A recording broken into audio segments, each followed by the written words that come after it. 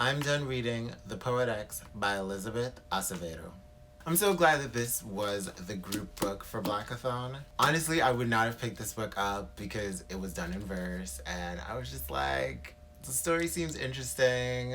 Part of it was like, I wouldn't even really want to read about somebody's religiously oppressive mother and them like finding their voice through poetry. Like, somehow it didn't resonate with me in like reading that. I just love the flow, but I also connected so much to it. I grew up in I am in a religious family, but in our day and age, the more I learn, the more I experience, the more I see how Christianity and religion and my interaction with it, like, it just isn't working for me.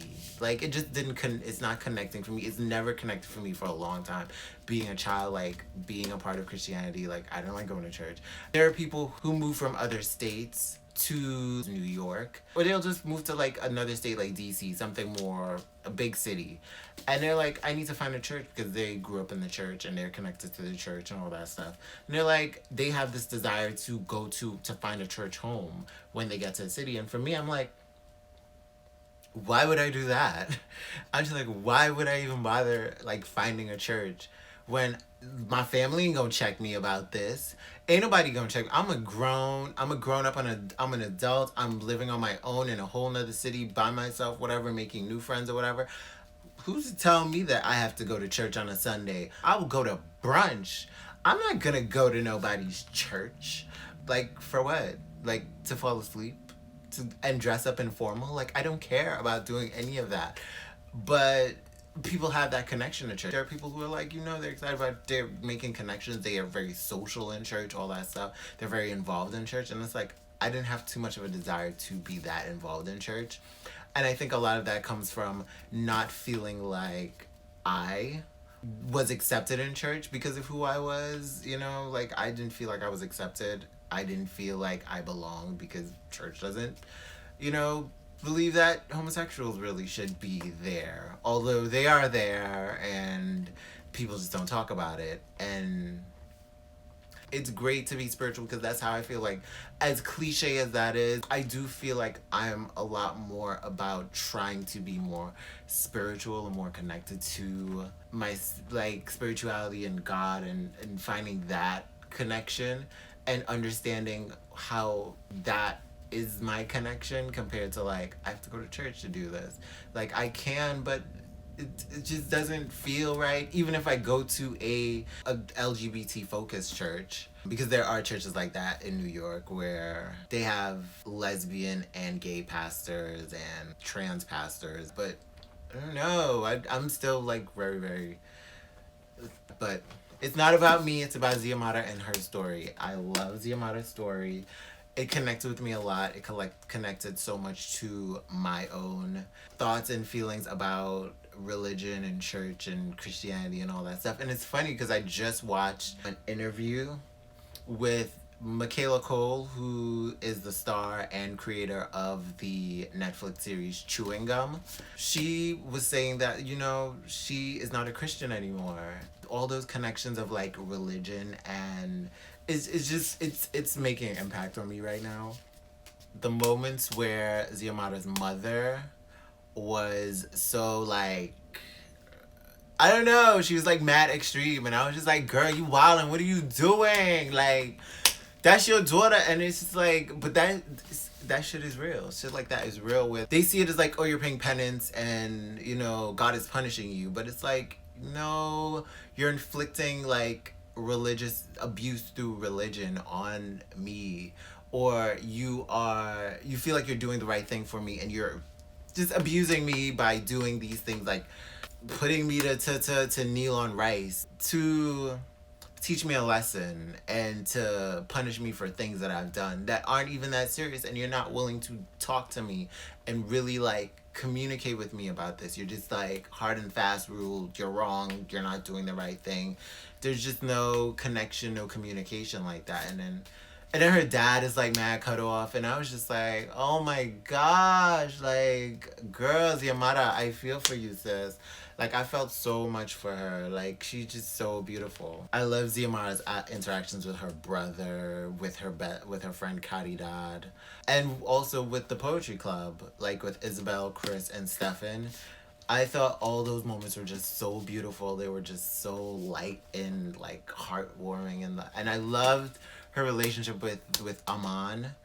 And I loved even more that Aman was Trinidadian, or at least, yeah, he was Trinidadian because he came to New York as a child and he grew up in.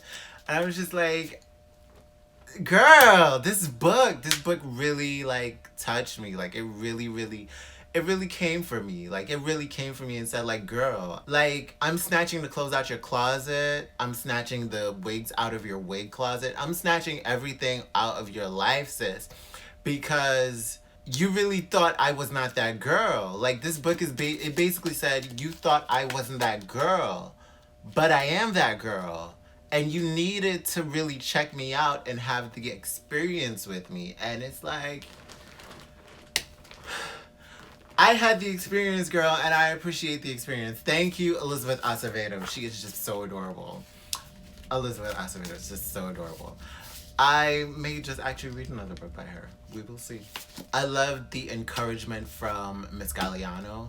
Like seeing the potential that Ziamata had and then encouraging it and nurturing it. Something that her mother wasn't willing to do. And I think that happens to some people where you're not getting that encouragement and that upliftment in the home, in your like with the people closest to you that should be giving that to you, and you're finding somebody else outside of your home that is willing to be like, yo, you're great and I want to see you win. Because that's how I felt. Like I have a best, like one of my friends that I had in high school.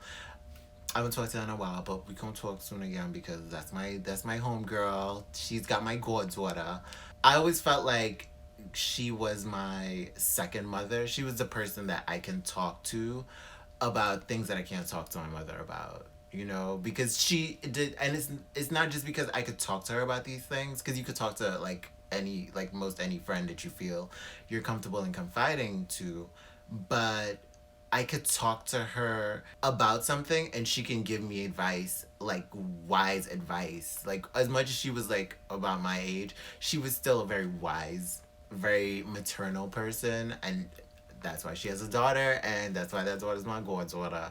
She'd be like, be careful. She'd be like, do this and that. And she would be like very, very nurturing like a mother. And I appreciated her for that. Because when I can't talk to my mother about that and get that kind of feedback from her, or I didn't feel comfortable talking to my mother about that, I had her encouraging me, saying like, yo, you're great, do that, go for it, like you're great. Like I've managed to have friends like that who I can talk to about stuff and they can give me some feedback.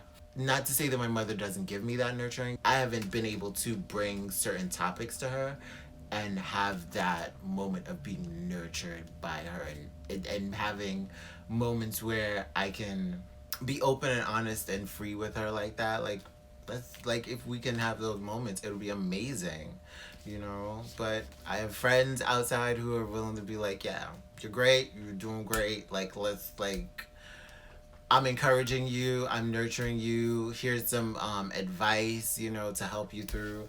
And I appreciate Miss Galliano for being like her other mother, her external kind of like nurture, like taking up some of the slack where her mother isn't able to do that. I love Twin. Oh my gosh, Twin's like story where he's just like, oh, and they brought up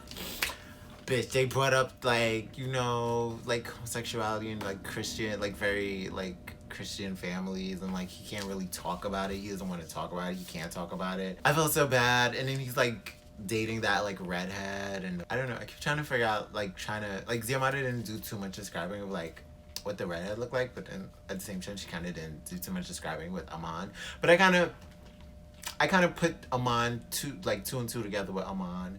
So he's like a little cutie with his little, you know, he got like a little Caesar or something. He's a cutie. He's fine. Like he's a fine young fella, you know. But the redhead, I don't know. I feel like he's like a loose, like he's like a nice curly haired, like redhead. But I like to think he's not like a super skinny, like, I don't know. I know I'm probably problematic for being like, he shouldn't be like a super skinny, like redhead. He should be like a muscular redhead. I don't know, like very Archie of Riverdale. Maybe, maybe not. Maybe, I don't know. I don't know. Like a that Derek boy from Twitter who's like the model. Maybe he could look like that guy. Like just I love the story.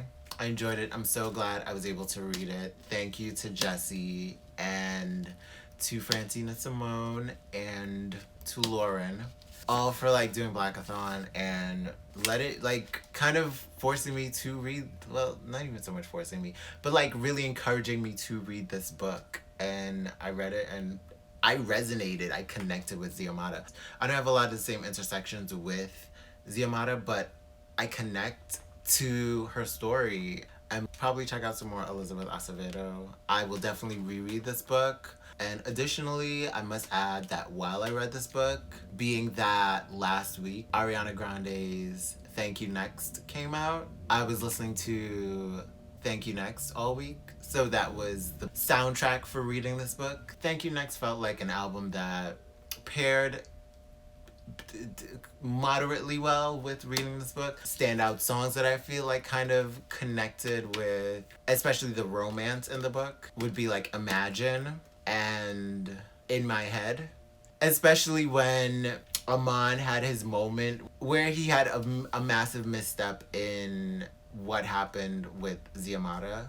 I was kind of like listening to In My Head and was like thinking like, yo, it was all in my head. I thought like you were a good guy. I thought you were the one, but you weren't.